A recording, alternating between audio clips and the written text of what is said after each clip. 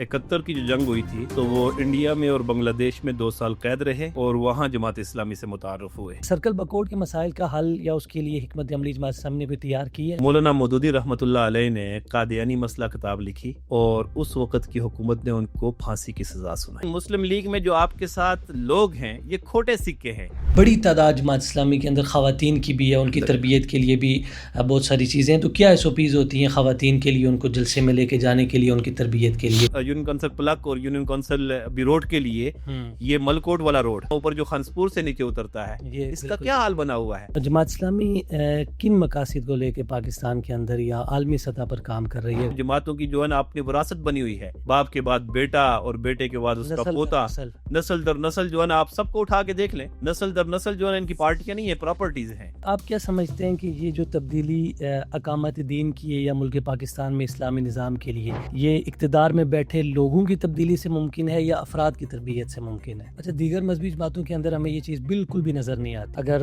والد امیر تھا تو بیٹا بھی کسی نہ کسی حد تک سٹیج کی زینت بنا رہتا ہے۔ اس وقت بھی بالادستی ہے۔ آج وینزویلا میں کیا ہوا ہے، اس کے صدر کو اور صدر کی بیوی کو جو ہے نا وہاں صدارتی مال سے اٹھا لیا گیا یا مال بنا لیا ہے، اور اٹھا کے آج بھی صدر ٹرمپ یہ بات کہتا ہے کہ امریکہ کو اختیار ہے کہ کسی ملک کی سالمیت پہ وہ حملہ کرے۔ کوہالہ پل پہ ایک بہت بڑا احتجاجی دھرنا 2 روزہ تھا، انہوں نے معاہدہ کیا تھا، اور ہم حکومت وقت سے اور حکومت خیبر پختونخوا سے یہ بات کہتے ہیں کہ لوگوں کے ساتھ جو آپ نے معاہدہ کیا تھا، جو وعدہ کیا تھا، اس کو پورا کیا جائے، وگرنہ یہ بپھرے ہوئے لوگ، ان کو کوئی بھی روک نہیں سکے گا، اور جماعت اسلامی ان کی انشاءاللہ قیادت کرے گی۔ صحابہ کرام کے متعلق جماعت اسلامی کا عقیدہ کچھ ٹھیک نہیں ہے۔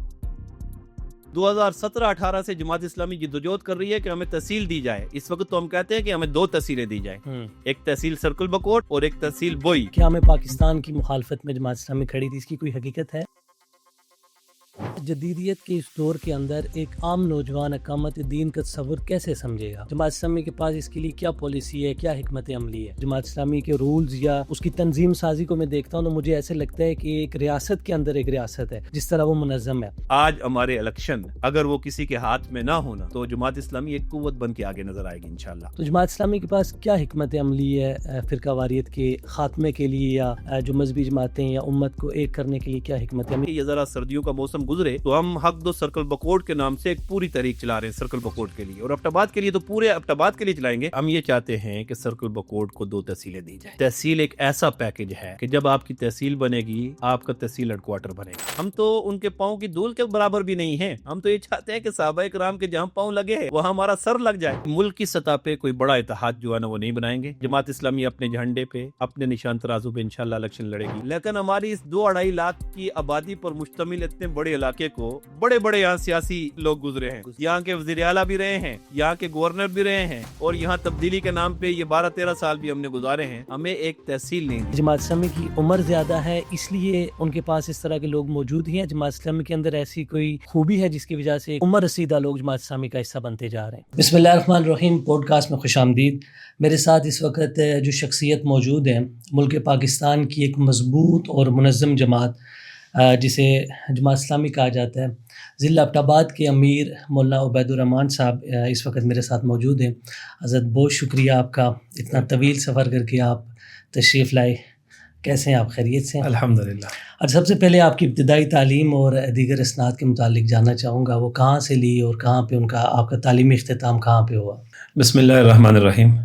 عبدالصمد بھائی، میں آپ کا شکریہ ادا کرتا ہوں اور آپ کو خراج تحسین بھی پیش کرتا ہوں کہ آپ لوگوں کو مختلف حوالوں سے جماعت اسلامی سے روشناس کروا رہے ہیں، اور آپ کے آڈینس بھی جو اس انٹرویو کو دیکھ رہے ہیں ان کو بھی میں شکریہ ان کا ادا کرتا ہوں۔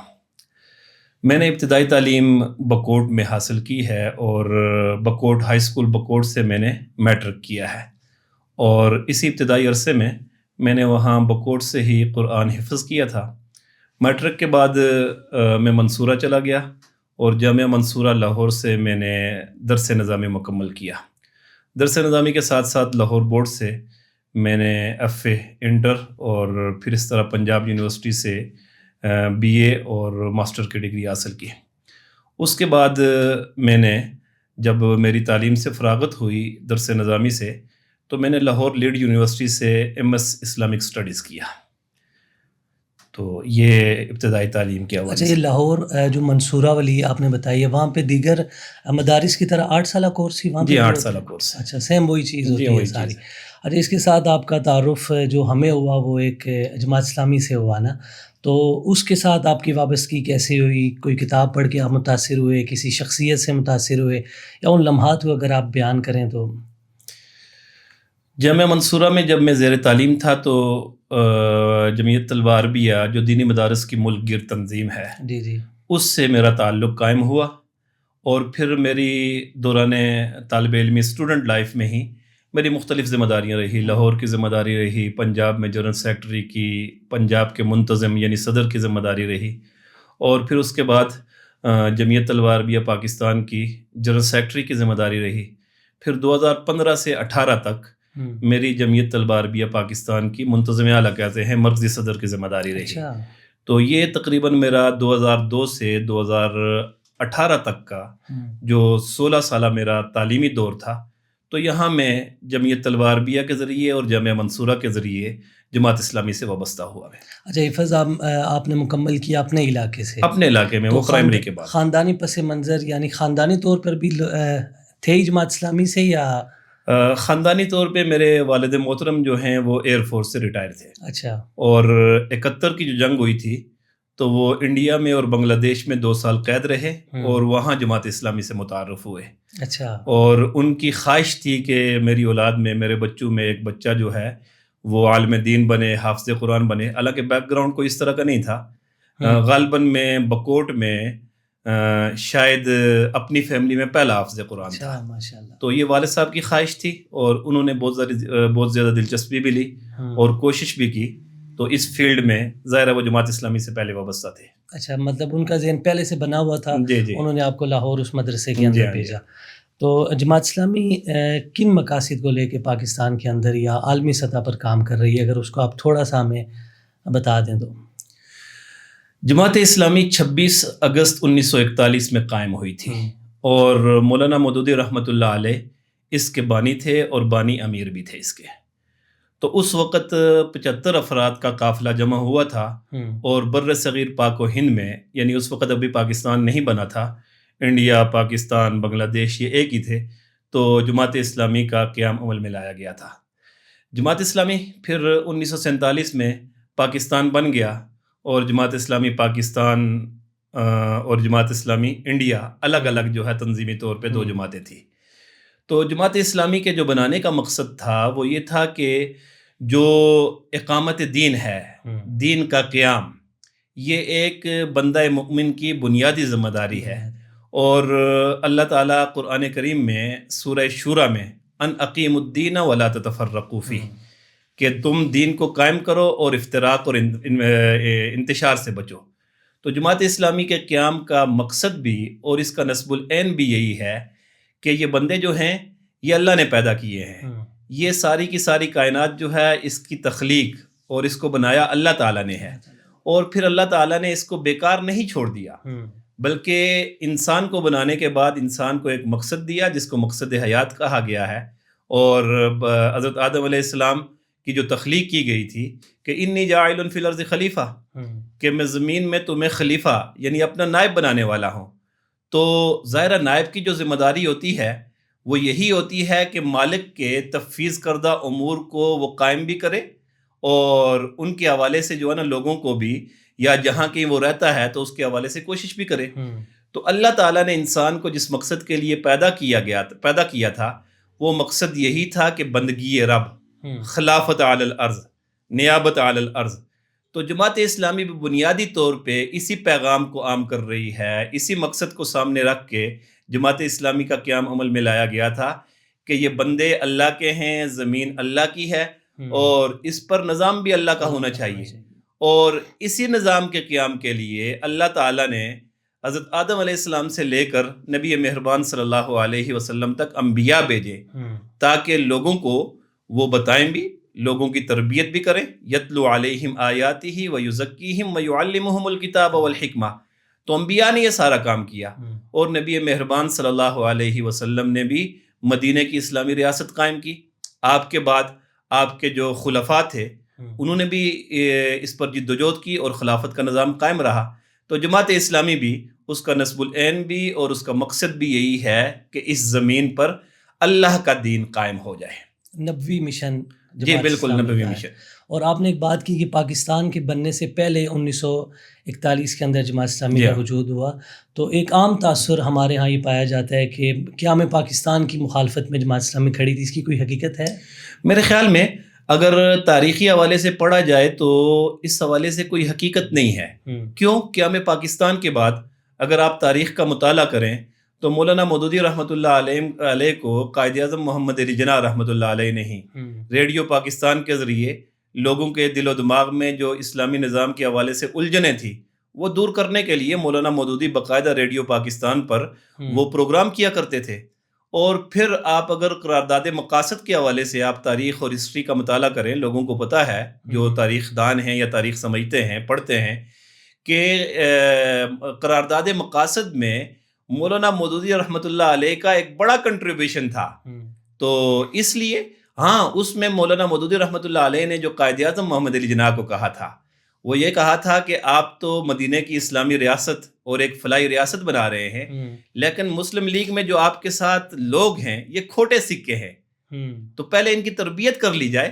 تو قیام پاکستان کی مخالفت ایز سچ اس طرح نہیں تھی. بہرحال یہ بات تھی کہ لوگوں کی تربیت کی جائے، ان کا تزکیہ کیا جائے، تاکہ جب ایک ریاست تشکیل ہو جائے بن جائے تو اس میں جو مدینہ کی اسلامی ریاست والا قانون ہے جو قرآن کریم کی شکل میں، نبی مہربان صلی اللہ علیہ وسلم کی سیرت اور آپ کے قول اور عمل کی شکل میں موجود ہے، تو یہ لوگ اس کو نافذ کرنے کے حوالے سے حوصلہ بھی رکھتے ہوں، ہمت بھی رکھتے ہوں اور یہ روشناس بھی ہو جائے، پہلے سے تیار بھی ہوں. یہ تیار بھی ہو جائے. اچھا، یہ تقریباً پاکستان بننے سے پہلے کی جماعت اسلامی، اگر پاکستان کی سطح پہ اس کو دیکھا جائے تو کس حد تک آپ دیکھ رہے ہیں کہ اقامت دین کا عملی نمونہ میں کہاں نظر آئے گا جماعت اسلامی کا؟ دیکھیں، جماعت اسلامی تو ایک دینی جماعت ہے، ٹھیک ہے، ایک دینی تحریک ہے، اور اپنے اول روز سے ہی اس نے جو مشن اختیار کیا تھا، جو راستہ اختیار کیا تھا، اس راستے پہ چل رہی ہے اور لوگوں کو موٹیویٹ کر رہی ہے، لوگوں کی تربیت کر رہی ہے اور پھر رائے عامہ کو ہموار کر رہی ہے.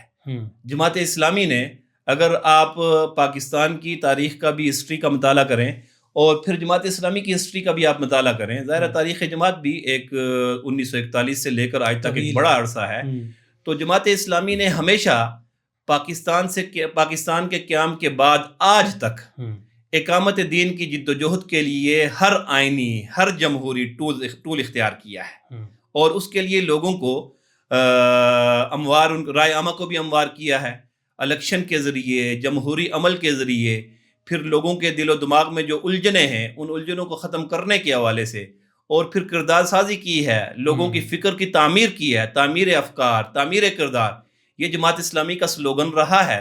اور پھر لوگوں کی فکر کی اصلاح کرنے کے بعد، لوگوں کے کردار کی اصلاح کرنے کے بعد، لوگوں کے دل اور دماغ کی تعمیر اور ترقی کرنے کے بعد، تاکہ لوگوں کو اس اہمیت کا احساس ہو جائے کہ یہ جو نظام ہے، دینی نظام، اسلامی نظام، یہ دراصل جو ہے میری اور آپ کی ضرورت ہے، لوگوں کی ضرورت ہے، اور لوگوں کی بقا بھی اسی میں ہے اور لوگوں کی ترقی بھی اسی میں ہے. الحمدللہ جماعت اسلامی کے قیام سے لے کر اور قیام پاکستان کے بعد سے آج تک جماعت اسلامی اس مشن پہ عمل بھی کر رہی ہے، کام بھی کر رہی ہے، اور روز بروز جو ہے نا اس میں ترقی بھی ہو رہی ہے. اچھا، جدیدیت کے اس دور کے اندر ایک عام نوجوان اقامت دین کا تصور کیسے سمجھے گا؟ جماعت اسلامی کے پاس اس کے لیے کیا پالیسی ہے، کیا حکمت عملی ہے؟ یہ بالکل آپ کا سوال بجا بھی ہے اور بڑا اچھا سوال ہے. دیکھیں، جوان جو ہے کسی بھی معاشرے کی تعمیر اور ترقی میں ان کا بنیادی کردار ہوتا ہے، اور پھر ہم جس معاشرے میں اس وقت زندگی بسر کر رہے ہیں، یہاں اس معاشرے کا 60 to 65% جوانوں پہ یہ آبادی موجود ہے. جماعت اسلامی نے ہمیشہ جوانوں کی تعمیر اور ترقی کے لیے ایک بڑا اہم کردار ادا کیا ہے. آپ اگر جماعت اسلامی کی جو سسٹر آرگنائزیشن ہے، چاہے وہ تعلیمی میدان میں ہیں، تعلیمی میدان سے ہٹ کے آپ کو پاکستان میں ان کا وجود ایک بڑا نمایاں نظر آئے گا. آپ دیکھ رہے ہیں کہ آپ کو تعلیمی اداروں میں اسلامی جمعیت طلبہ نظر آتی ہے، آپ کو دینی مدارس میں جمعیت طلبہ عربیہ نظر آتی ہے. یہ ان پڑھے لکھے نوجوانوں کو وہی مولانا مودودی کا پیغام سمجھانے کے لیے، اقامت دین کے لیے، جدوجہد کے لیے تیار کرنے کے لیے کام کر رہے ہیں، اور عام لوگوں کو بتا رہے ہیں کہ آپ نے کس طرح جماعت اسلامی کے ساتھ رہ کے آپ نے اس ملک کی ترقی کے لیے اہم کردار ادا کرنا ہے۔ اور پھر اس سے ہٹ کے بھی اگر آپ دیکھیں تو جماعت اسلامی کا ایک بڑا اہم شعبہ ہے جماعت اسلامی یوتھ۔ اس جدید دور میں جماعت اسلامی اس یوتھ کے لیے بہت بڑی بڑی سرگرمیاں کرتی ہے۔ جماعت اسلامی ان کی فکر کی بھی اصلاح کرتی ہے، ان کو قرآن کے ساتھ بھی، ان کو نبی مہربان صلی اللہ علیہ وسلم کی سیرت کے ساتھ بھی اٹیچ کرتی ہے، اور پھر معاشرے میں اس انقلابی پیغام کے ذریعے ان کو تیار کرتی ہے کہ آپ لیڈنگ پوزیشن پہ آ جائیں، آپ ایک لیڈر کی طرح جو رول ہے، جو کردار ہے وہ ادا کریں۔ آپ بھی ان صحابہ کرام کی طرح جو نبی مہربان صلی اللہ علیہ وسلم کے آغاز کے دور میں یعنی جوان لوگ ہی تھے، اور انہوں نے ہی اس معاشرے کا جہاں بندہ سوچ بھی نہیں سکتا تھا کہ کوئی اصلاح ہو سکتی ہے، جوانوں نے کردار ادا کیا تھا۔ تو یہ اسلامی جمعیت طلبہ کی صورت میں، جمعیت طلبہ عربیہ کی صورت میں، جماعت اسلامی یوتھ کی صورت میں، اور آگے چل کے میں آپ سے بات کروں گا کہ ان کے لیے کیا سرگرمیاں جو موجودہ جماعت اسلامی کا نظم اور جماعت اسلامی کے امیر حافظ نعیم الرحمن جو ہے ان نوجوانوں کو جو ہے نا سرگرمیاں دے رہے ہیں۔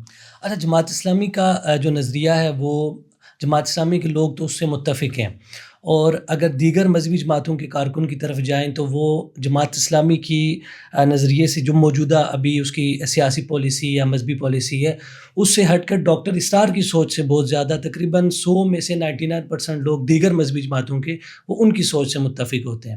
تو ان کی سوچ سے جماعت اسلامی کتنا قریب ہے سیاسی حوالے سے اور مذہبی حوالے سے؟ دیکھیں، ہم تو یہ کہتے ہیں کہ یہ نوجوان دین کے ساتھ وابستہ ہو جائیں، یہ قرآن کے ساتھ وابستہ ہو جائیں، یہ نبی مہربان صلی اللہ علیہ وسلم کے ساتھ وابستہ ہو جائیں۔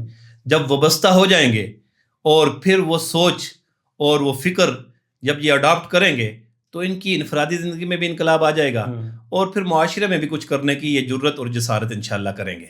ہم کسی جوان کو یہ بات نہیں کہتے، لیکن یہ بات کہتے ہیں کہ آپ سوچ سمجھ کے، پڑھ کے، قرآن کا مطالعہ کر کے، نبی مہربان صلی اللہ علیہ وسلم کی جو پوری آپ کی سیرت ہے اس کا مطالعہ کر کے آپ قریب آئیں اور اس معاشرے میں کچھ کرنے کے لیے تیار ہو جائیں۔ تو جماعت اسلامی آپ کے لیے ایک بہترین چوائس بھی بنے گی، ایک بہترین پلیٹ فارم بھی ہے، اور پھر جماعت اسلامی کے ساتھ وابستگی کے نتیجے میں آپ کا انفرادی جو عمل ہے وہ بھی درست ہوگا، اور اجتماعی جو معاشرتی زندگی کی تشکیل ہے اس میں بھی آپ اہم کردار ادا کر سکیں گے۔ اس لیے ہم جوانوں کو یہ بات کہتے ہیں کہ بنیادی طور پہ ہم آپ کو، اور جماعت اسلامی کی دعوت بھی یہی ہے، ہم کسی کو بھی جماعت اسلامی کے امیر کی طرف نہیں بلاتے، کسی شخصیت کی طرف نہیں بلاتے، ہم نظریے کی طرف بلاتے ہیں کہ جو نظریہ ہے اقامت دین کا، جو میں نے پہلے بات کی، یہ نظریہ اس کو قائم کرنے کے لیے، اس کی اقامت کے لیے تمام کے تمام انبیاء جو ہے اس دنیا میں آئے تھے، ٹھیک ہے؟ تو اس لیے آپ جماعت اسلامی کے ساتھ وابستہ ہو جائیں۔ جماعت اسلامی آپ کی انفرادی اصلاح بھی کرے گی، اور جماعت اسلامی اجتماعی زندگی میں بھی آپ کی انشاءاللہ اصلاح کرے گی اور آپ کی رہنمائی کرے گی۔ اچھا، دیگر مذہبی جماعتیں جس نظریے پہ اٹھی تھی وہ ابھی موجودہ ملکی صورتحال سے اپنے نظریے سے کافی حد تک پیچھے جاتی جا رہی ہیں، تو کیا مولانا مودودی کے موقف سے یا جو ان کی سوچ تھی اس سے جماعت اسلامی اسی پہ ابھی تک کھڑی ہے، یا کوئی تبدیلی اس نے وقت کے حساب سے لائی ہے جماعت اسلامی نے؟ دیکھیں، ظاہر ہے جو دور جدید کے تقاضے ہوتے ہیں، ایک جو آپ یہ سمجھے کہ داعی ہوتا ہے، ہم تو بنیادی طور پہ داعی ہیں، دین کی دعوت دینے والے ہیں، جو جدید ٹولز ہیں ان کو اختیار کرنا دین اس میں رکاوٹ پیدا نہیں کرتا۔ دین اسلام کی تعلیمات جو ہے رکاوٹ بن کے کھڑی نہیں ہوتی، بلکہ دور جدید کے جتنے بھی ٹولز ہیں، جتنے بھی تقاضے ہیں ان کو استعمال کیا جائے اور ان کو مثبت طریقے سے استعمال کیا جائے۔ تو الحمدللہ مولانا مودودی رحمۃ اللہ علیہ نے بھی اپنے دور میں جتنے جدید ٹولز تھے، چاہے تحریر تھی، چاہے تقریر تھی، چاہے اس وقت رسالے تھے، چاہے اس وقت جو ہے نا کوئی اور چیزیں تھی، کتب کا جو ہے نا ایک سلسلہ تھا، اس وقت میں جو ہے نا جو جدید ٹولز تھے مولانا مودودی نے وہ اختیار کیے تھے۔ اور آج کی جماعت اسلامی بھی الحمدللہ تمام کے تمام جدید ٹولز کو استعمال بھی کرتی ہے، اور استعمال کرنے کے حوالے سے لوگوں کو اویئرنیس بھی دے جاتی ہے کہ آپ جدید ٹولز اختیار کریں۔ ہاں، وہ ٹولز دیکھیں، ٹول کوئی بھی حلال یا حرام نہیں ہوتا، بلکہ اس کا استعمال کسی سطح پہ جا کے کسی نہج پہ جا کے جو ہے نا اس کو جو ہے نا آپ کسی منفی سرگرمی کی طرف لے کے جاتے ہیں. اگر اس کو آج کا جدید دور ہے، سوشل میڈیا ہے، ایک بہت بڑی قوت ہے، اگر اس کو مثبت طریقے سے استعمال کیا جائے تو کتنا بڑا انقلاب برپا ہو سکتا ہے. تو جماعت اسلامی اپنے اول روز سے لے کر آج تک جدید دور کے تقاضوں کو سامنے رکھتے ہوئے لوگوں کو اقلاع عمل دیتی ہے، لوگوں کے دل و دماغ کو دستک دیتی ہے، اور پھر لوگوں میں نفوذ کا کوئی نہ کوئی راستہ جو ہے وہ استعمال بھی کرتی ہے اور اختیار بھی کرتی ہے. ان کا جو بنیادی نظریہ تھا اقامت دین کے حوالے سے، اس حوالے سے جماعت اسلامی میں کوئی تبدیلی، کوئی لچک نہیں آئی؟ کوئی بھی نہیں آئی الحمدللہ. آج بھی جماعت اسلامی کا نصب العین وہی ہے کہ ہم نے اقامت دین کے لیے جد و جہد کرنی ہے، اور یہ اقامت دین کی جد و جہد ہماری ذاتی اغراض کے لیے، ذاتی لالچ کے لیے نہیں، بلکہ اللہ کی رضا کے لیے ہوگی اور جنت کے اصول کے لیے ہوگی. جنت کے اصول کے لیے ہوگی. اجتماعی تربیت کے حوالے سے جماعت اسلامی تقریباً ٹاپ پہ جا رہی ہے اپنے کارکن کے حوالے سے، تو کیا انفرادی تربیت بھی جماعت اسلامی اپنے کارکن کی کرتی ہے؟ جیسے نماز کی پابندی ہوگی یا چھوٹی چھوٹی سنتوں کے حوالے سے جماعت اسلامی کے ہاں کوئی ورکشاپیں ہوتی ہیں، جس طرح تبلیغی جماعت کے ہاں چھوٹی سنتوں پہ عمل کرنے کے لیے وہ 3 دن لگاتے ہیں اس طرح؟ جی الحمدللہ ہمارے ہاں تو کارکن سازی جو ہوتی ہے، جب جماعت اسلامی کا کوئی کارکن بنتا ہے نا، اسی وقت سے ہم اس کی انفرادی اصلاح اور تربیت کے لیے کوشش کرتے ہیں. اچھا، ہمارے پاس الحمدللہ ایک پورا منظم سسٹم موجود ہے. ہم اس کارکن کی اصلاح کے لیے کارکن کا ماہانہ جائزہ، ہفتہ وار پروگرامات، 15 روزہ پروگرامات، اور پھر کارکن سے بڑھ کے جب یہ رکنیت تک جاتا ہے، جب رکنیت اختیار کرتا ہے تو ظاہر ایک پورا پروسیس ہوتا ہے. اس کی انفرادی اصلاح دینی معاملات میں، اس کی انفرادی اصلاح اخلاقی معاملات میں، اس کی انفرادی اصلاح اس کے کاروباری معاملات میں بھی. یہ بھی جانچ پرکھ کرتے ہیں اور اس کی پڑتال ہوتی ہے الحمدللہ. تو اس لیے انفرادی اصلاح چاہے وہ عبادات کے طور پہ دیکھی جائیں، چاہے معاملات کے طور پہ دیکھی جائے، جماعت اسلامی پورے کے پورے اپنے کارکن اور اپنے ساتھ اٹیچ افراد کی جو ہے نا تربیت کرتی ہے اور اصلاح کے لیے کوشاں رہتی ہے. اچھا، ایک چیز کی میں اصلاح آپ سے چاہوں گا کہ ایک مذہبی جماعت اسلامی ہے، اور میں خود میرا یہ تجربہ ہے کہ جب جماعت اسلامی کے رولز یا اس کی تنظیم سازی کو میں دیکھتا ہوں تو مجھے ایسے لگتا ہے کہ ایک ریاست کے اندر ایک ریاست ہے جس طرح وہ منظم ہے. تو داڑھی کے حوالے سے اکثر جس طرح آپ نے رکھی ہے ماشاءاللہ، اور میں نے نہیں رکھی، اور میں اس چیز کو مانتا ہوں کہ میں نے سنت کے مطابق نہیں رکھی ہوئی. تو ایک عام تاثر یہ پایا جاتا ہے کہ جماعت اسلامی کی ہاں اگر ہم بات کرتے ہیں تو وہ یہ کہتے ہیں کہ نبی صلی اللہ علیہ وسلم اپنے لڑکپن میں ان کی داڑھی چھوٹی تھی، ہم اس سنت کو فالو کر رہے ہیں. تو آپ ماشاءاللہ عالم دین بھی ہیں، تو آپ اس چیز کو جو یہ بات کی جاتی ہے اس کو کیسے دیکھتے ہیں؟ کیا واقعی وہی چیز ہے جو وہ بتا رہے ہیں؟ دیکھیے، داڑھی بڑی کرنا یا چھوٹی کرنا، ظاہر ہے اسلام میں جو ہے نا جماعت اسلامی میں بڑی داڑھی والے بھی ہیں اور چھوٹی داڑھی والے بھی ہیں. ہمارے ہاں کسی کے لیے قدغن نہیں ہے کہ کسی کی بڑی داڑھی ہوگی تو وہی جماعت اسلامی کا رکن بن سکتا ہے، ذمہ دار بن سکتا ہے. دلیل کی بات جو ہمیں سننے نہیں، میں وہی بات کر رہا ہوں آپ سے. ٹھیک ہے نا جی. تو اس لیے ہمارے ہاں الحمدللہ جماعت اسلامی ہی اس ملک میں ایک ایسی جماعت ہے، ایک ایسی تحریک ہے جس میں مختلف مکاتب فکر کے اور مختلف مسالک کے لوگ الحمدللہ موجود ہیں، جو پہلے کہیں اور موجود تھے، آج یہاں موجود ہیں. تو اس لیے داڑھی کے حوالے سے بڑی یا چھوٹی داڑھی رکھنی چاہیے، سنت نبوی کے مطابق رکھنی چاہیے. ٹھیک ہے، اور اس کے حوالے سے جو ہے نا آپ بھی مطالعہ کریں، اللہ کے نبی کی سنت ہمارے سامنے موجود ہے. تو میرے خیال میں یہ ایک داعی کے لیے کہیں رکاوٹ نہیں بننی چاہیے کہ میں نے بڑی داڑھی والوں کو ہی اپنی جماعت میں شامل کرنا ہے یا ان کو ہی میں نے انفرادی اصلاح کے لیے تیار کرنا ہے. تو ممکن ہے کہ شاید میری بڑی داڑھی ہے لیکن چھوٹی داڑھی والا انفرادی طور پہ اس کے اعمال اور اللہ کے ہاں وہ اتنا مقبول ہو کہ بڑی بڑی داڑھی والوں کو پیچھے رکھتا ہو. اچھا، ملک پاکستان کا سب سے بڑا ایک مسئلہ ہے فرقہ واریت کے حوالے سے، تو جماعت اسلامی کے پاس کیا حکمت عملی ہے فرقہ واریت کے خاتمے کے لیے، یا جو مذہبی جماعتیں یا امت کو ایک کرنے کے لیے کیا حکمت عملی؟ کیونکہ سب سے زیادہ بات بھی اتحاد بین المسلمین کی جماعت اسلامی کے ہاں ہی کی جاتی ہے. یہ ایک بہت اچھا آپ کا سوال ہے، اتحاد امت. اور یہ اس وقت صرف پاکستان کا ہی نہیں بلکہ پوری امت کا مسئلہ ہے کہ یہاں فروعی اختلافات کو بیس بنا کے ایک دوسرے کی پگڑی اچھالی جاتی ہے، ایک دوسرے کی عزت جو ہے نا وہ داؤ پہ لگائی جاتی ہے. جماعت اسلامی نے الحمدللہ ملکی سطح پہ بھی اور انٹرنیشنل بین الاقوامی سطح پہ بھی اتحاد امت کی داعی جماعت اسلامی رہی ہے. آپ اگر پاکستان کی سیاست کا بھی مطالعہ کریں، اور بالکل یہ آپ کو بھی یاد ہوگا کہ جماعت اسلامی کی کوششوں سے ہی ایم اے بنی تھی. جی جی متحدہ مجلس عمل، جن کی ایک دور میں KPK میں اور بلوچستان میں حکومت بھی رہی ہے، اور قومی سطح پہ قومی اسمبلی میں اپوزیشن بھی تھی، یہ پرویز مشرف کے دور میں. تو جماعت اسلامی کا بہت بڑا کردار تھا اس میں. متحدہ مجلس عمل میں اس وقت کی بڑی بڑی دینی جماعتیں، مذہبی جماعتیں موجود تھی، اور جماعت اسلامی نے بڑا اس میں جو ہے نا ایک اچھا کردار ادا کیا تھا. بالکل. اس کے بعد بھی اور اس سے پہلے بھی جماعت اسلامی نے ہمیشہ تمام کی تمام دینی جماعتوں کو ایک پلیٹ فارم مہیا کیا ہے، اور آج بھی الحمدللہ جماعت اسلامی سیاسی حوالے سے الگ ایک اپنے جو ہے نا سٹیج پہ، اپنی قوت پہ، اپنے زور بازو پہ جدوجہد کر رہی ہے، تگدو کر رہی ہے. لیکن آج بھی ملی یکجہتی کونسل ایک ایسا پلیٹ فارم ہے، ہمارے لیاقت بلوچ صاحب اس کے جنرل سیکرٹری ہیں. بالکل ٹھیک ہے. اور تمام دینی جماعتوں کو اکٹھا کر کے مختلف جو ایشوز اس پاکستان میں بنتے ہیں، ختم نبوت کا مسئلہ ہے، کہیں کوئی اور ایسی قانون سازی ہے، اس حوالے سے تو تمام دینی جماعتوں کو ملی اپنا یکجہتی کونسل کے پلیٹ فارم پہ وہ ہم بٹھاتے ہیں، اور ہم ان کو سنتے بھی ہیں، ایک لائے عمل بھی تشکیل دیتے ہیں.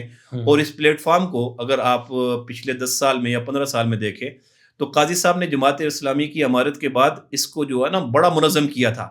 اور آج بھی جماعت اسلامی ملی یکجہتی کونسل کے پلیٹ فارم سے جو ہے نا مختلف جماعتوں کے ساتھ اٹیچ بھی ہے، اور ایک پلیٹ فارم اور ایک لائے عمل جو ہے نا وہ تیار بھی کرتی ہے اور لوگوں کے سامنے رکھتی بھی ہے. جماعت اسلامی کے سٹیج پہ ہمیں اس طرح اکثریت کے ساتھ دیگر مذہبی جماعتوں کے لوگ نظر نہیں آتے. جس طرح پاکستان کے اندر اکثریت ایک اہل سنت کی ہے، وہ لوگ ہمیں بہت کم، جو ان کی لیڈرشپ ہے وہ اتنی خاص ہمیں نظر نہیں آتی. آپ اگر ذرا اس چیز کا جائزہ لیں جی جی تو میرے خیال میں جماعت اسلامی کے سٹیج پہ ہی یا جماعت اسلامی کی دعوت پہ ہی سارے لوگ اکٹھے ہو جاتے ہیں میکسیمم. ٹھیک ہے نا جی. باقی لوگ بھی کوشش کرتے ہیں، ماشاءاللہ دعوت دیتے ہیں، لیکن جماعت اسلامی جہاں کہیں کوشش کرتی ہے، یا یہی ملی یکجہتی کونسل کا جو پلیٹ فارم ہے، آپ کبھی اس کی میٹنگز دیکھیں، آپ اس کے اجلاس دیکھیں، تو جماعت اسلامی اس کی ہوسٹ بھی بنتی ہے، اور مختلف دینی جماعتیں جو ہے نا جماعت اسلامی کی دعوت پہ لبیک کہتے ہوئے کسی بھی دعوت پہ جو ہے نا جماعت اسلامی کے پیچھے ہوتی ہے، ساتھ ہوتی ہے. اچھا، تنظیمی حوالے سے جماعت اسلامی ایک بہت منظم جماعت ہے، لیکن عوام کے اندر وہ ووٹ کیا نام ہے، ووٹ کی شکل میں تبدیل کیوں نہیں ہو پاتی؟ اتنے عرصے سے تقریباً اتنی خاص ووٹ عوام کے اندر سے نہیں نکلتی جماعت اسلامی کی، لیکن تنظیمی حوالے سے دیکھیں تو بہت مضبوط جماعت، پاکستان کی منظم جماعت میں مانتا ہوں، سارے لوگ مانتے ہیں جماعت اسلامی ہے. اس کی کیا وجہ ہے؟ اب اگر پاکستان کی جمہوری ہسٹری کا، یہاں تو ڈکٹیٹرشپ ایک عرصہ رہی ہے، جی جی، یعنی دہائیوں پہ محیط جو ہے نا ڈکٹیٹرشپ کی یہاں حکومت رہی ہے. لیکن اس کے علاوہ بھی جو الیکشن یہاں ہوئے ہیں، آپ ان کا حال بھی دیکھیں. ایسے ہی ہے. اگر آج آزاد الیکشن ہوں اور آج کسی کی مداخلت نہ ہو، آپ دیکھیں گے تو رزلٹ جو ہے نا اس سے بالکل اپوزٹ ہوں گے. جماعت اسلامی جہاں ایک منظم جماعت ہے، جماعت اسلامی آئین پاکستان کے دائرے میں رہتے ہوئے، جمہوری اقدار کو اپناتے ہوئے الیکشن میں بھی حصہ لیتی ہے، اور لوگوں کے دل و دماغ کو بھی دستک دیتی ہے. اور انشاءاللہ ہم کہتے ہیں کہ اگر آج ہمارا جمہوری سسٹم، آج ہمارے الیکشن اگر وہ کسی کے ہاتھ میں نہ ہونا، تو جماعت اسلامی ایک قوت بن کے آگے نظر آئے گی، انشاءاللہ آگے آئے گی.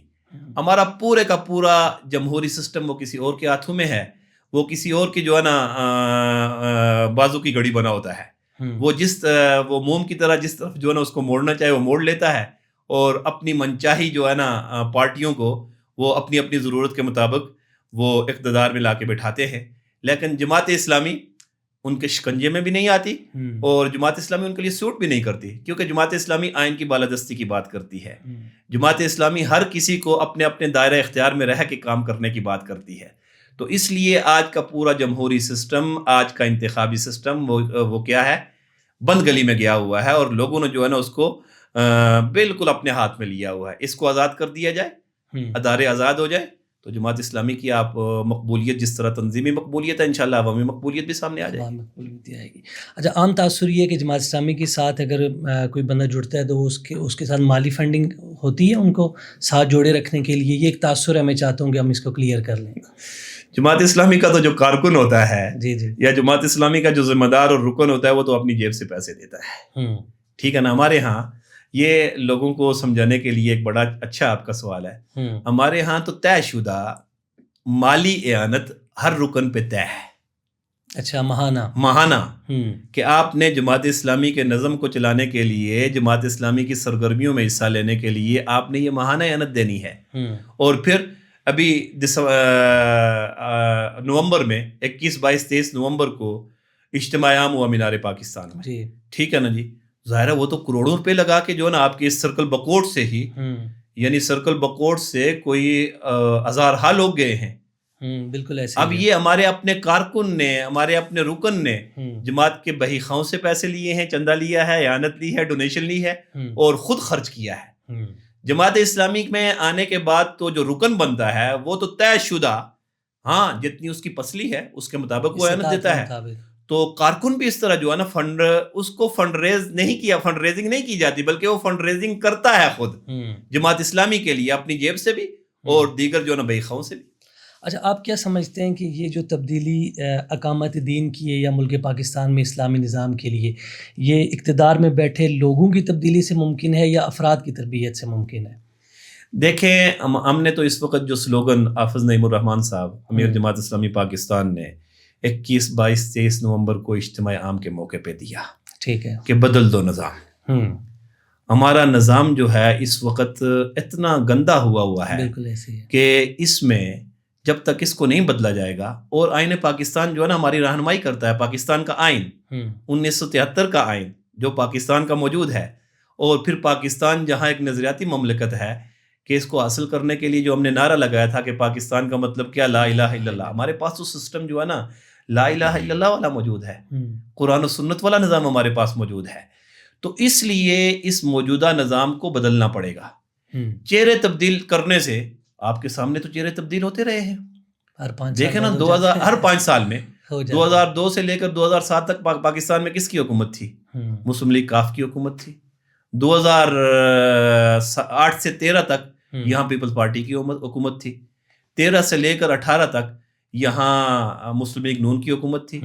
اور پھر 18 سے لے کر 24 تک یا درمیان میں عدم اعتماد آئی تو پی ٹی آئی کی حکومت رہی ہے. اور آج پھر جو ہے نا ایک الائنس بنا ہوا ہے، ٹھیک ہے، اس میں جو ہے مشترکہ حکومت ہے، مسلم لیگ نون جو ہے نا اس کے وزیر اعظم ہے. اگر چہرے تبدیل کرنے سے پاکستان کی کایا پلٹتی، اس معاشرے کی تعمیر اور ترقی ہوتی، تو یہ چہرے تو بار بار تبدیل ہوئے ہیں.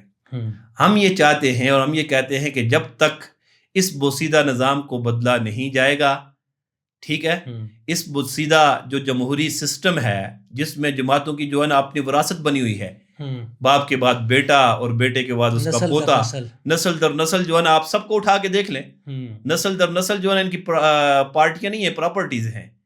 ٹھیک ہے نا جی.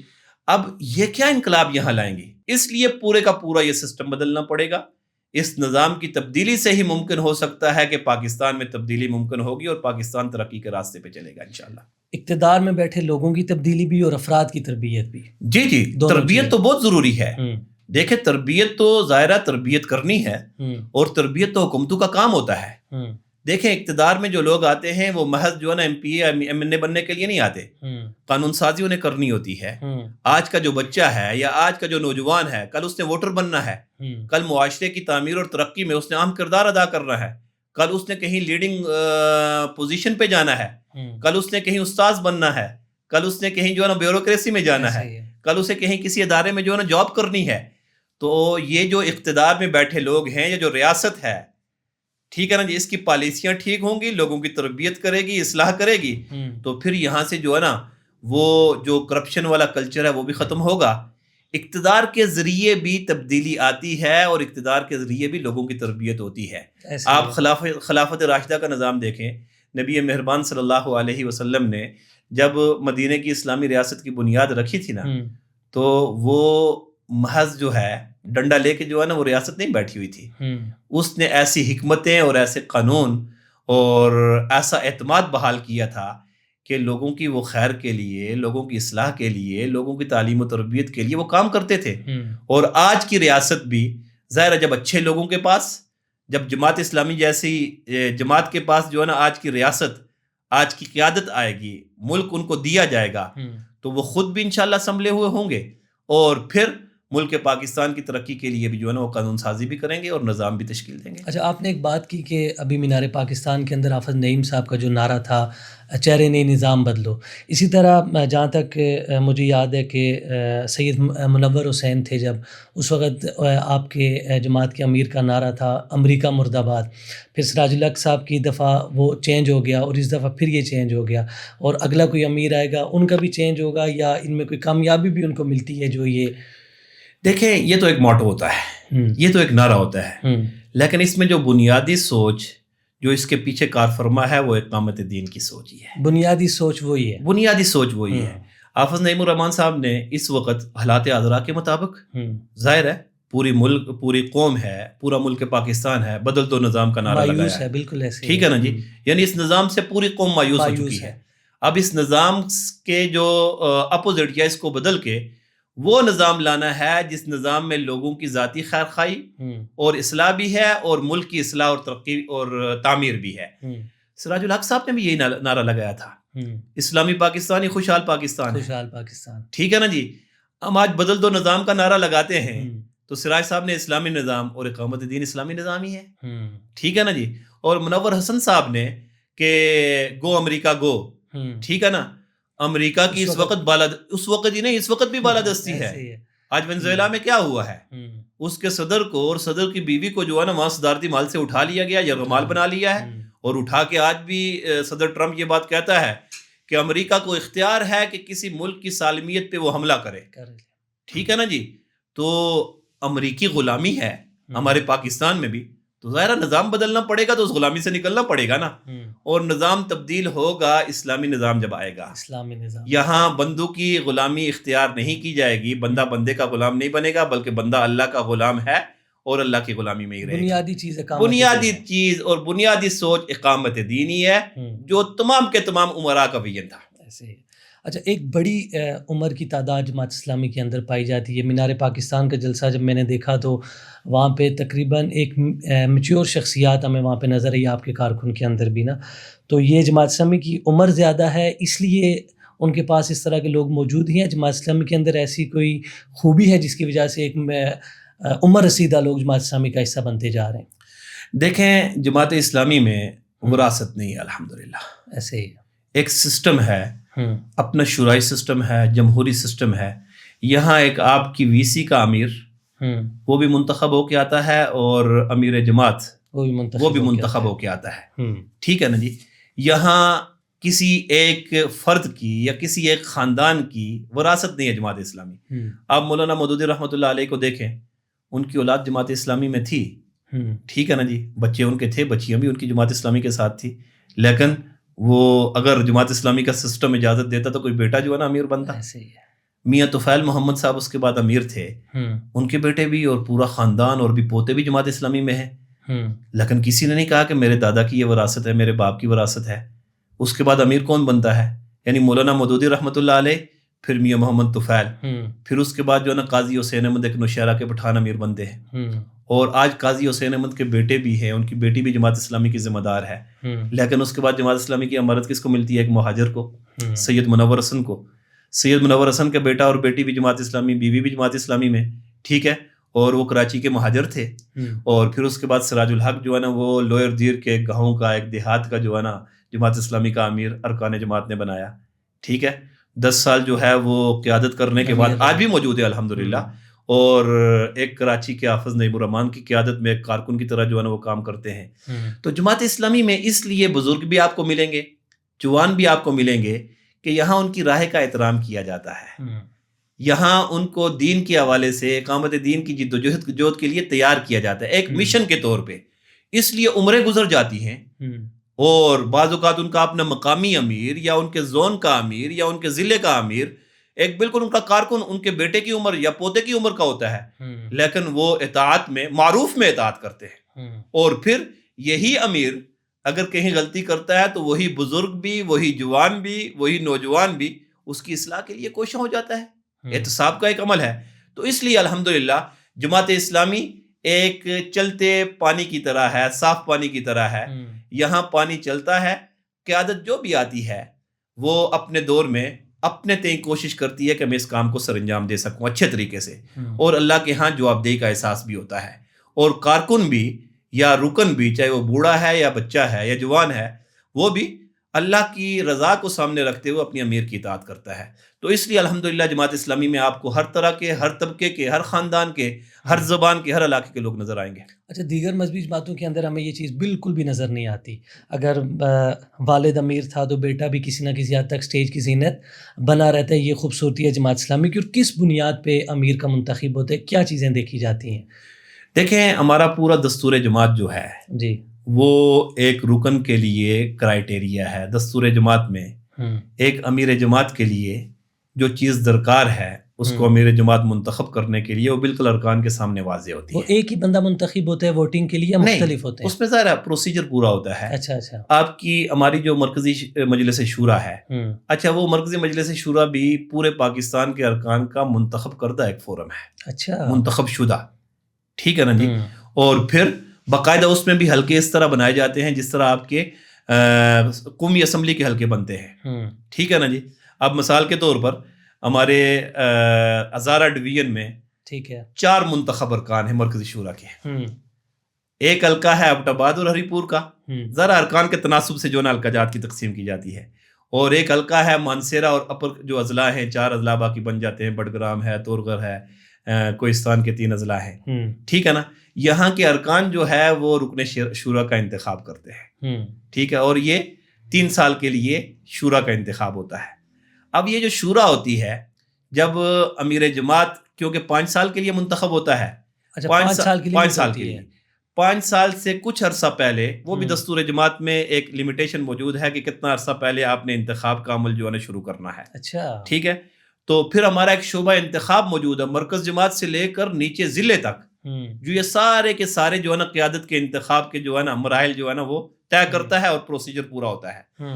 پھر وہ مرکزی شورا میں وہ جو شعبہ انتخاب ہوتا ہے وہ سامنے یہ چیز لے کے آتا ہے کہ اب امیر جماعت کا انتخاب کرنا ہے، آپ 3 لوگوں کے نام دیں، اور 3 لوگوں کے نام آتے ہیں۔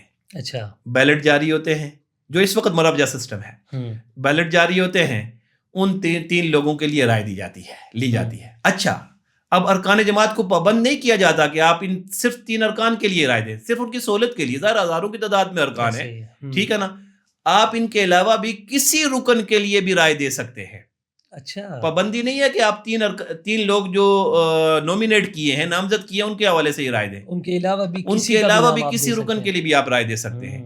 تو یہ پورا انتخاب کا ایک پروسیجر ہوتا ہے، وہ ہوتا ہے، اور جو ارکان کی اکثریت جس کے حوالے سے فیصلہ کرتی ہے وہی جماعت اسلامی کا امیر بنتا ہے، اور جو ہار جائے ناراض نہیں ہوتا، الحمدللہ، بلکہ خوش ہوتا ہے۔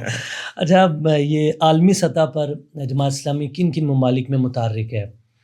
دیکھیں، اس وقت بیشتر ممالک ہیں جہاں جماعت اسلامی کے حلقہ جات موجود ہیں، مثلاً، ٹھیک ہے، یعنی آپ یو کے میں ہے، امریکہ میں ہے، پھر اسی طرح جو ہے نا جاپان میں ہے، جو غیر مسلم ممالک ہیں، ٹھیک ہے نا، کینیڈا میں ہے، پھر اسلامی ممالک میں بھی بعض ایسے ممالک ہیں کہ جو مشرق وسطیٰ کے ممالک ہیں جہاں اخوان المسلمون ہے، جو جماعت اسلامی کے طرز کی ہی ایک سوچ رکھنے والی تحریک ہے، ٹھیک ہے، وہاں بھی کسی نہ کسی جگہ پہ جو ہے نا جماعت اسلامی کے حلقہ جات موجود ہیں، جو جماعت اسلامی پاکستان جو ہے نا ان کی کیا کرتی ہے، رہنمائی بھی کرتی ہے۔ اسی طرح جماعت اسلامی بنگلہ دیش اس وقت جو ہے نا پوری ایک سیاست کے میدان میں آپ نے دیکھا ہے، اور قربانیوں کی ایک لازوال داستان ہے، ٹھیک ہے۔ نیپال میں جماعت اسلامی ہے، انڈیا میں جماعت اسلامی ہے، ٹھیک ہے، افغانستان میں اس طرح جو ہے نا ہمارا پلیٹ فارم موجود ہے، ملائیشیا میں موجود ہے، ٹھیک ہے نا جی۔ پھر اس طرح ہمارے حلقہ جات جو ہے نا دیگر جو ہے جو عرب ممالک ہیں وہاں بھی موجود ہیں۔ تو جماعت اسلامی جو ہے نا ان کے لیے ایک مدر آرگنائزیشن ہے۔ ان کو لیڈ پاکستان سے کیا جاتا ہے یا ان کا نہیں، ان کا وہاں اپنا ایک سسٹم بنا ہوا ہے، نظریہ وہی ہے، اور ان کا وہاں کے حالات کے مطابق ایک پورا سسٹم بنا ہوا ہے۔ وہاں کے ملک کے جو قوانین ہیں ان کو مد نظر رکھتے ہوئے وہاں کی ایکٹیویٹیز ہوتی ہیں، طے ہوتی ہے، وہ کرتے ہیں۔ اچھا، ملک پاکستان کے اندر جس طرح دیگر مذہبی جماعتوں کے اوپر کبھی مشکل وقت آتا ہے، کوئی مارے جاتے ہیں، کوئی جیلوں میں جاتے ہیں، جماعت اسلامی پہ اس طرح کی کوئی چیز ہمیں آج تک نظر نہیں آئی۔ اس کی وجہ بہترین حکمت عملی ہے یا اپنے نظریے میں لچک دکھا دیتے ہیں، یا اس طرح؟ اللہ تعالیٰ کسی مشکل سے بھی فرد کو بھی، جماعت کو بھی اور ملک کو بھی بچائے، محفوظ رکھے۔ جماعت اسلامی کو اوائل دور میں بہت ساری مشکلات کا سامنا کرنا پڑا۔ آپ اگر پاکستان کی تاریخ کا مطالعہ کریں اور لوگوں کو بتائیں کہ قادیانی مسئلہ کتاب کس نے لکھی تھی اور سزا کیا ملی تھی۔ مولانا مودودی رحمۃ اللہ علیہ نے قادیانی مسئلہ کتاب لکھی اور اس وقت کی حکومت نے ان کو پھانسی کی سزا سنائی۔ بالکل ایسے ہی ہے، ٹھیک ہے نا جی۔ بعد میں پھانسی نہیں ہوئی، لیکن پھانسی کی سزا بالکل پھندے پہ لٹکانے کے لیے جو نا تیار ہو گئے تھے۔ پھر صدر ایوب کے دور میں، ان کے ڈکٹیٹرشپ کے دور میں جماعت اسلامی بین ہوئی۔ اچھا، بین ہوئی، ٹھیک ہے نا جی۔ پھر جماعت اسلامی کے یہ ہمارے میاں طفیل صاحب مرحوم قاضی صاحب، آپ کو جماعت اسلامی کے دھرنے یاد نہیں ہے کہ یہاں اسلام آباد میں قاضی صاحب کو جو مار پیٹ اور کارکنان جو گرفتار ہوتے ہیں، کیا کچھ نہیں ہوا۔ ٹھیک ہے، یعنی اپنے تئیں بہت ساری صحبتیں جماعت اسلامی نے برداشت کی ہیں۔ پرویز مشرف کے دور میں ہم خود بھی کتنی ایسی جو ہے نا احتجاجی مظاہروں میں مار پیٹ ہمیں ہوئی ہے، اور پھر پولیس گردی ہوئی ہے۔ جماعت اسلامی کے جو ہے نا آپ واجپائی جب آ رہا تھا لاہور میں، جو جماعت اسلامی کا لیٹن روڈ پہ دفتر تھا، وہ ایک جو ہے نا بالکل میدان جنگ بنا ہوا تھا، بالکل اس کی اینڈ سے اینڈ بجا دی تھی، اور ہزاروں اور سینکڑوں کارکنان اور جماعت کی قیادت اس وقت بھی اندر ہوئی تھی اور مار پیٹ ہوئی تھی۔ لیکن دوسری چیز یہ ہے، حکمت عملی بھی الحمدللہ، دوسرا یہ ہے کہ جماعت اسلامی الحمدللہ، جماعت اسلامی کی حکمت عملی ہے، طے شدہ طریقہ کار ہے کہ آپ نے راستہ کون سا اختیار کرنا ہے۔ ہم نے امانت اور دیانت سے ہٹ کے کوئی راستہ اختیار نہیں کرنا، یہ ہمارا دستور جماعت ہماری رہنمائی کرتا ہے۔ ہم نے جمہوری طریقوں پہ جد و جہد کرنی ہے، آئینی طریقوں پہ جد و جہد کرنی ہے، ہم نے کوئی بھی انڈر گراؤنڈ ایکٹیویٹیز نہیں کرنی۔ اسی لیے الحمدللہ جماعت اسلامی دھڑلے سے جو بھی بات کرتی ہے وہ ڈنکے کی چوٹ پہ کرتی ہے، چاہے وہ پبلکلی ہو، چاہے وہ ایوان میں بیٹھے ہوئے لوگوں کے خلاف ہو یا ان کے حق میں ہو۔ ہم آئینی راستہ ہم نے اختیار کیا ہوا ہے، جمہوری راستے ہم نے اختیار کیے ہوئے ہیں، امانت اور دیانت سے ہٹ کے ہم نہ کوئی بات کرتے ہیں اور نہ کوئی راستہ اختیار کرتے ہیں۔ اس وجہ سے بھی الحمدللہ ہمارا کارکن بھی بچا رہتا ہے، اور کارکن کو جو ہے نا ایک میدان بھی ملتا ہے، اور کھلا میدان میں آج کے دور میں اپنی جماعت کا کارکن بچانا خاص کر کے مذہبی جماعتوں کے لیے بہت بڑی حکمت ہے۔ بالکل ہے، بالکل۔ اچھا، دستور مولانا مودودی کے اس کا وقت کا لکھا ہوا ہے یا وقت کے ساتھ ساتھ تبدیل ہوتا رہتا ہے؟ دیکھیں، جو اقامت دین، جو جماعت اسلامی کا نظریہ اور نصب العین ہے، ٹھیک ہے نا جی، اور جماعت اسلامی وہ بالکل مولانا مودودی رحمۃ اللہ علیہ نے اور اس وقت کی جماعت کی شورا نے جو طے کیا تھا وہی آج تک، لیکن حالات کے مطابق پالیسی میٹرز جو ہوتے ہیں ان میں جو دستور جماعت میں ایڈ کرنے ہوتے ہیں، بہت ساری ترامیم بھی آئی، ترمیم ہوتی رہتی ہے حالات کے مطابق۔ وہ امیر کی طرف سے ہوتے ہیں یا نہیں؟ وہ ظاہر ہے، اس کا ہے؟ پورا ایک سسٹم ہے، وہ مرکزی شورا کا اختیار ہے، امیر کا اختیار نہیں ہے۔ اچھا، مرکزی شورا باقاعدہ اس پہ جو ہے نا پوری ورکنگ کرتی ہے، پوری ایک کمیٹی بنی ہوتی ہے، دستور کی ایک کمیٹی ہے جو اگر کوئی ترامیم کرنی ہو تو۔ اچھا، ایک بڑی تعداد جماعت اسلامی کے اندر خواتین کی بھی ہے، ان کی تربیت کے لیے بھی بہت ساری چیزیں ہیں، تو کیا ایس او پیز ہوتی ہیں خواتین کے لیے، ان کو جلسے میں لے کے جانے کے لیے، ان کی تربیت کے لیے، ایک اسلامی جماعت کے ہونے کے ناطے؟ دیکھیں، جس طرح مردوں کے لیے الحمدللہ ان کی انفرادی اصلاح، ان کو گھرانے کی اصلاح، ان کے اپنے معاملات کی اصلاح، اس طرح پورا ایک میکنزم جو ہے نا وہ حلقہ خواتین جماعت اسلامی کا بھی ہے۔ ذرا دستور جماعت یہی ہے، لیکن ان میں کام کرنے کے حوالے سے مختلف سہولتیں ہیں جو ہمارے معاشرے میں بھی ان کو ملنی چاہیے، وہ ہم اختیار ان کو دیتے ہیں۔ ان کی ایکٹیویٹیز بھی الحمدللہ کھلے عام بھی ہوتی ہیں، پبلکلی بھی ہوتی ہیں، اور پھر اگر کہیں جوائنٹ ایکٹیویٹیز بھی ہوتی ہیں تو وہاں باقاعدہ ایک سسٹم موجود ہوتا ہے کہ مردوں کے ساتھ کس طرح جو ہے نا الگ سے ان کی سرگرمیاں ہوں، الگ سے ان کا سٹیج بھی بنتا ہے، سٹیج نہیں بھی بنتا ان کے لیے الگ پنڈال ہے، ٹھیک ہے نا جی۔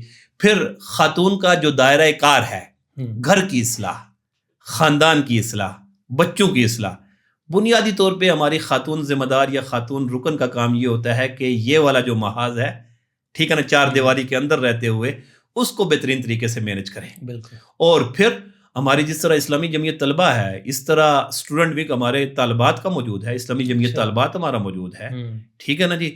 وہ طالبات میں کام کرتا ہے، وہاں اسلامی جمعیت طلبہ کام نہیں کرتی، وہ طلبہ میں، ٹھیک ہے نا۔ اور فیمیل اسٹوڈنٹ جو ہوتے ہیں وہاں اسلامی جمعیت طالبات کام کرتی ہے۔ تو پورے کا پورا ایک جو شرعی اور دینی طریقہ کار ہے اس کو اڈاپٹ کرتے ہوئے الحمدللہ ایک پورے کا پورا سسٹم کے مطابق کام کیا جا رہا ہے۔ اچھا، ایک نظریاتی اور یہ مذہبی جماعت ہونے کے ناطے عقیدہ بنیادی چیز ہوتی ہے نا، تو یہ دیگر مذہبی جماعتوں کی طرف سے ایک عام تاثر یہ پایا جاتا ہے کہ ہم بھی بیٹھتے ہیں نجی محفلوں کے اندر، اسٹیج سے بھی سنتے ہیں کہ صحابہ کرام کے متعلق جماعت اسلامی کا عقیدہ کچھ ٹھیک نہیں ہے۔ تو میں چاہتا ہوں کہ اس پلیٹ فارم سے آج یہ سارا کچھ کلیئر ہو جائے کہ صحابہ کرام کے متعلق کیا عقیدہ ہے، معیار حق مانتے ہیں نہیں مانتے، اس حوالے سے آپ کیا کہیں گے؟ دیکھیں، جماعت اسلامی کا جو بنیادی عقیدہ ہے وہ لا الہ الا اللہ محمد الرسول اللہ ہے۔ ایک بندہ مومن کے لیے جس چیز کی تصدیق کرنا، جس چیز پر ایمان رکھنا کہ اللہ الہ ہے، اس کے علاوہ کوئی بھی الہ نہیں ہے، اور محمد الرسول اللہ صلی اللہ علیہ وسلم اللہ کے آخری نبی ہے۔ ٹھیک ہے، وہ محمد صلی اللہ علیہ وسلم اللہ کے رسول بھی ہیں، نبی بھی ہیں، آخری نبی ہیں۔ یہ بنیادی عقیدہ جماعت اسلامی کے دستور میں لکھا ہوا ہے، ٹھیک ہے، کہ جماعت اسلامی کا عقیدہ یہ ہے۔ صحابہ کرام رضوان اللہ علیہم اجمعین کے حوالے سے آپ خود بھی صحابہ کرام کی زندگیوں کا مطالعہ کریں، آپ کو صحابہ کرام میں بھی کیٹیگریز نظر آئیں گے۔ اللہ کے قریب کے صحابہ، عشرہ مبشرہ، ان کو جنت کی بشارت دی گئی ہے۔ ایسے بدری صحابہ، پھر مکی دور میں اوائل دعوتی کام میں آپ کے ساتھ چلنے والے، ٹھیک ہے نا جی، اور پھر فتح مکہ سے پہلے والے صحابہ، فتح مکہ کے بعد والے صحابہ، ٹھیک ہے نا جی، یعنی ان میں طبقہ موجود ہے، طبقات موجود ہے، ٹھیک ہے۔ کوئی علمی حوالے سے بڑا پختہ تھا، کوئی قربانی کے لحاظ سے ظاہر اوائل دور سے آپ کے ساتھ اٹیچ تھا، ٹھیک ہے۔ تو جس طرح میں نے عشرہ مبشرہ کا تذکرہ کیا، بدری صحابہ کا تذکرہ کیا، بہرحال پھر بھی جماعت اسلامی کا صحابہ کرام کے حوالے سے نظریہ یہ ہے کہ صحابہ کرام ہمارے رہنما ہیں، اور جو اللہ کے نبی نے فرمایا نا کہ اصحابی کالنجوم، میرے صحابہ ستاروں کی مانند ہے، بِأَيِّهِمْ اقْتَدَيْتُمْ اهْتَدَيْتُمْ، تم ان میں سے جس کی بھی اقتداء کرو گے فلاح پاؤ گے، تم ہدایت کے راستے پہ چلو گے۔ صحابہ کرام والا راستہ ہی، یہی خلافت راشدہ اور خلافت اعلیٰ منہاج النبوہ والا راستہ، یہ خلافت راشدہ کا نظام قائم کرنے کے لیے جماعت اسلامی اٹھی ہے نا، بالکل، اور پھر وہی خلافت کا نظام ہی قائم کرنے کے لیے جو ایک بڑے عرصے سے اس وقت تک مسلمان نہیں دیکھ سکے ہیں۔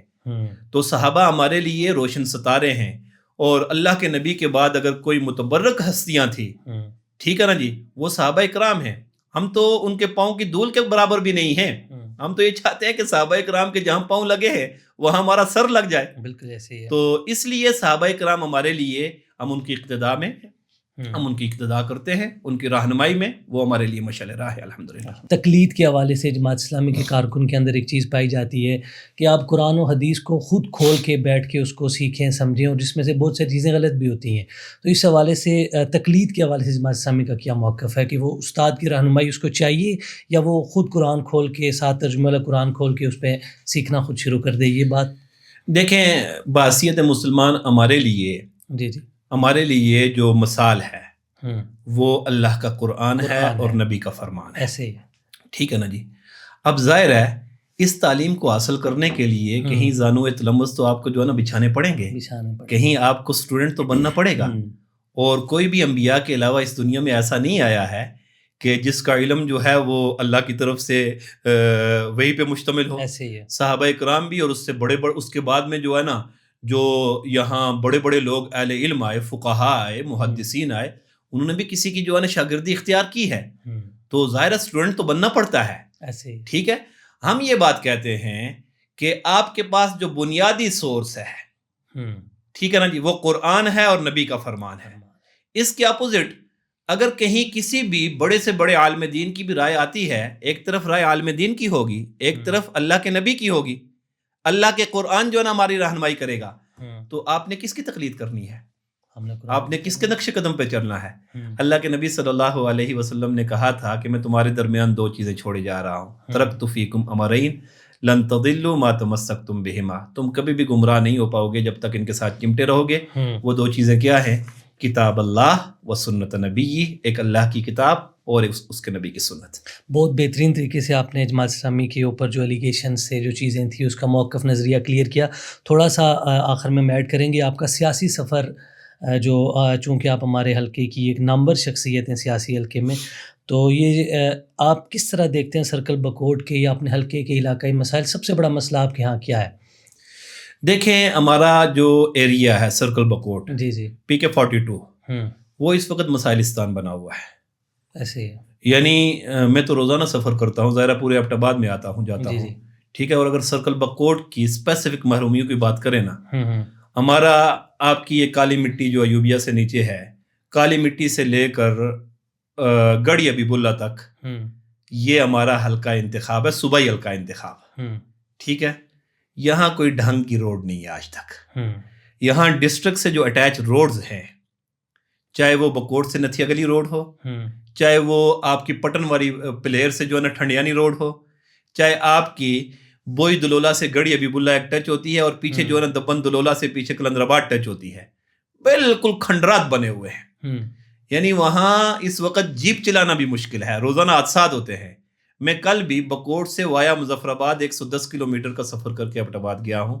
حالانکہ یہی سفر اگر بکوٹ سے وایا نتھیا گلی کیا جائے تو 48 یا 49 کلومیٹر ایبٹ آباد کا سفر ہے. لیکن ہمارا روڈ جو ہے نا, جو 3 یونین کونسل کو ملانے والا, ادھر 4 یونین کونسل کو ملانے والا ٹھنڈیانی پلیر روڈ, اور پھر ادھر یونین کونسل پٹن, یونین کونسل پلک اور یونین کونسل بی روڈ کے لیے یہ ملکوٹ والا روڈ, ٹھیک ہے نا, اوپر جو خانسپور سے نیچے اترتا ہے, اس کا کیا حال بنا ہوا ہے. تو یہ ہمارا جو اس وقت پورے کا پورا انفراسٹرکچر ہے وہ تباہ ہو گیا ہے. تعلیمی حوالے سے ہمارے پاس کوئی بھی ڈگری کالج نہیں ہے, بہت بڑی محرومی ہے. بوئی میں ایک ڈگری کالج بنا ہوا ہے لیکن اس کا اللہ ہی حافظ ہے. یعنی اس لاکھوں کی آبادی میں آپ کا ڈگری کالج نہیں ہے. پھر ہم 2017-18 سے جماعت اسلامی جدوجہد کر رہی ہے کہ ہمیں تحصیل دی جائے. اس وقت تو ہم کہتے ہیں کہ ہمیں 2 تحصیلیں دی جائیں, ایک تحصیل سرکل بکوٹ اور ایک تحصیل بوئی, ٹھیک ہے نا. اس سے چھوٹے چھوٹے علاقوں پہ آپ نے تحصیلیں دے دی ہیں. یہ آپ کی 7 والی لولا تحصیل جو ہے نا, یہ کتنی یونین کونسل پہ بنی تھی؟ ہماری 8 یونین کونسل ہے, ان کی 5 یونین کونسل تھی یا 6 تھی. آپ کی ساتھ ہی لوئر تناول تحصیل ہے, وہ 3 یا 4 یونین کونسل پہ جو ہے نا مشتمل تحصیل ہے. اوپر آپ منصورہ چلے جائیں تو دربند تحصیل آپ کی 3 یونین کونسل پہ بنی ہے.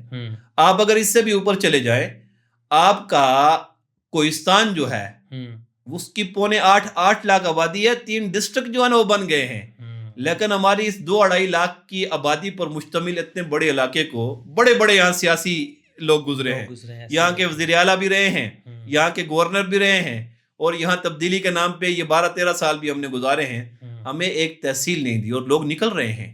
آپ نے پچھلے دنوں دیکھا ہوگا کہ کوہالہ پل پہ ایک بہت بڑا احتجاجی دھرنا 2 روزہ تھا, انہوں نے معاہدہ کیا تھا, اور ہم حکومت وقت سے اور حکومت خیبر پختونخوا سے یہ بات کہتے ہیں کہ لوگوں کے ساتھ جو آپ نے معاہدہ کیا تھا, جو وعدہ کیا تھا, اس کو پورا کیا جائے, وگرنہ یہ بپھرے ہوئے لوگ, ان کو کوئی بھی روک نہیں سکے گا. اور جماعت اسلامی ان کی انشاءاللہ قیادت کرے گی. ہم نے انشاءاللہ اس پہ پوری تیاری کے ساتھ ہیں کہ یہ ذرا سردیوں کا موسم گزرے تو ہم حق دو سرکل بکوٹ کے نام سے ایک پوری تحریک چلا رہے ہیں سرکل بکوٹ کے لیے, اور ایبٹ آباد کے لیے تو پورے ایبٹ آباد کے لیے چلائیں گے, لیکن آپ نے اسپیسیفک سرکل بکوٹ کو کیا ہے, اور آپ کے آڈینس بھی بڑی تعداد میں سرکل بکوٹ کے جو ہے نا لوگ ہوں گے. ہم نے وہاں سے الیکشن لڑا ہے, تو سرکل بکوٹ کے حقوق کے لیے تحصیل, 2 تحصیلوں کے لیے انفراسٹرکچر بنانے کے لیے, تعلیمی نظام, ہیلتھ کا پورا سسٹم, جو ہمارے BHUs ہیں بالکل وہاں جو ہے نا جانور باندھے ہوتے ہیں, ان کا کوئی حال نہیں ہے.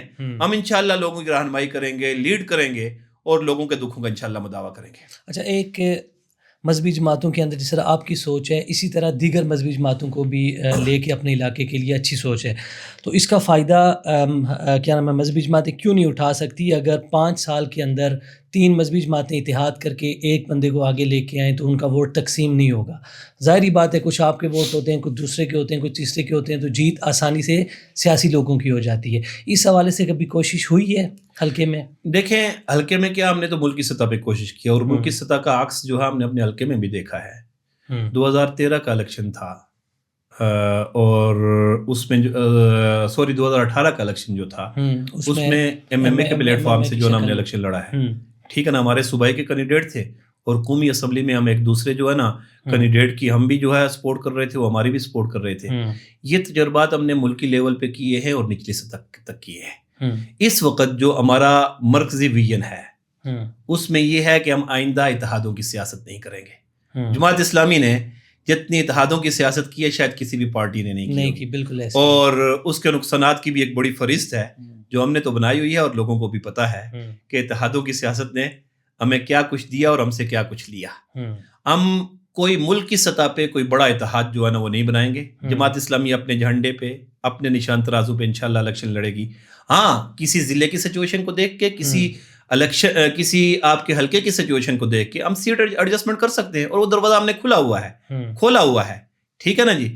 تو وہ جب موقع آئے گا تو بات چیت کہیں بھی ہو سکتی ہے, لیکن اتحادوں والی سیاست اس وقت جو ہے نا ہم نے اس کو چھوڑا. لیکن مذہبی ووٹ تقسیم ہو جاتا ہے ہمارے حلقے, ظاہر ہوتا ہے.